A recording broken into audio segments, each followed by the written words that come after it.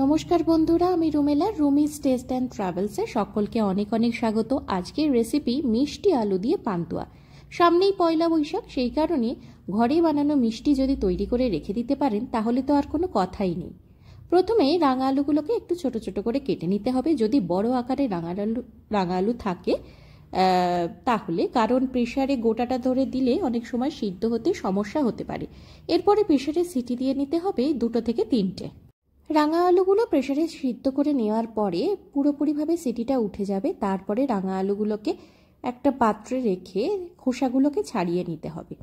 খোসাগুলোকে ছাড়িয়ে নিয়ে আলু সেদ্ধ যেমন করে মাখে গোটাটাকে ভেঙে নিতে হবে। তার মধ্যে 1/2 চামচ বেকিং সোডা, দুধ দিয়েছি আমি, এখানে মিল্ক পাউডার ব্যবহার করিনি, যেহেতু আমি গরুর দুধটা যে কোনো মিষ্টি তৈরিতে ব্যবহার করি তাই। আর ময়দা সামান্য 1 থেকে 1.5 চামচ, আর ঘি দিয়ে নিতে হবে। দিয়ে ভালো করে মণ্ডটাকে মেখে নিতে হবে। তাহলে কি বললাম, বেকিং সোডা, ঘি, ময়দা ভালো করে মেখে নিতে হবে।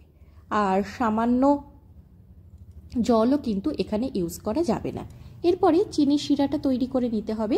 জলটা যতটা দেবেন তার দ্বিগুণ পরিমাণ চিনি নিতে হবে। আর এই রকম একটুখানি চটচটে ব্যাপার হবে, তখনই কিন্তু বুঝতে পারবেন যে আপনি চিনির রসটা তৈরি করতে পারছেন ঠিকভাবে। আর এর মধ্যে অবশ্যই কেসার দিতে পারেন আর একটু এলাচ স্মেলের জন্য।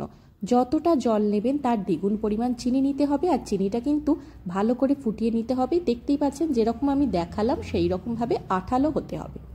এরপর সাদা তেলের মধ্যে বেশ গোল্ডেন ব্রাউন করে আমি যে পান্তুয়ার যে বল শেপগুলো তৈরি করেছিলাম সেগুলো ভেজে নিতে হবে। লক্ষ্য রাখবেন খুব একটা যেন হাই ফ্লেমে এই সময় গ্যাসটা না থাকে। হাই ফ্লেমে রাখলে কিন্তু পান্তুয়াগুলো তৈরির সময় পুড়ে যেতে হবে। ঠিক এই রকম কালার আসে যেন।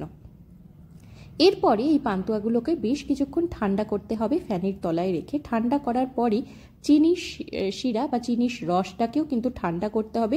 তারপরে রসে চুবিয়ে রাখতে হবে 2 থেকে 3 ঘন্টা বা আরও বেশি সময় ধরে। কিন্তু চিনির শিরা বা চিনির রস বা পান্তুয়া দুটোই যদি গরম থাকে তাহলে কিন্তু পান্তুয়াগুলো ভেঙে যাওয়ার সম্ভাবনা থাকে। সেই জন্য বারবার বলছি, পান্তুয়াগুলো ঠান্ডা করবেন আর চিনির রসটাকেও ঠান্ডা করে নেবেন। তারপরে রসে চুবিয়ে রাখবেন 2 ঘন্টা বা তারও বেশি সময় ধরে। আর এটা যদি আপনি ফ্রিজার করে রেখে দিতে পারেন তাহলে কিন্তু রসটা আরও বেশি চেপে গিয়ে খুব সুন্দর রসালো আর তুলতুলে হয়ে যাবে পান্তুয়াগুলো।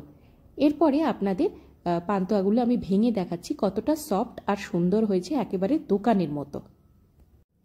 দেখতেই পাচ্ছেন কত সহজে এটা ভেঙে গেল। রেসিপিটা কেমন লাগলো অবশ্যই আমাকে জানাবেন। Bye bye.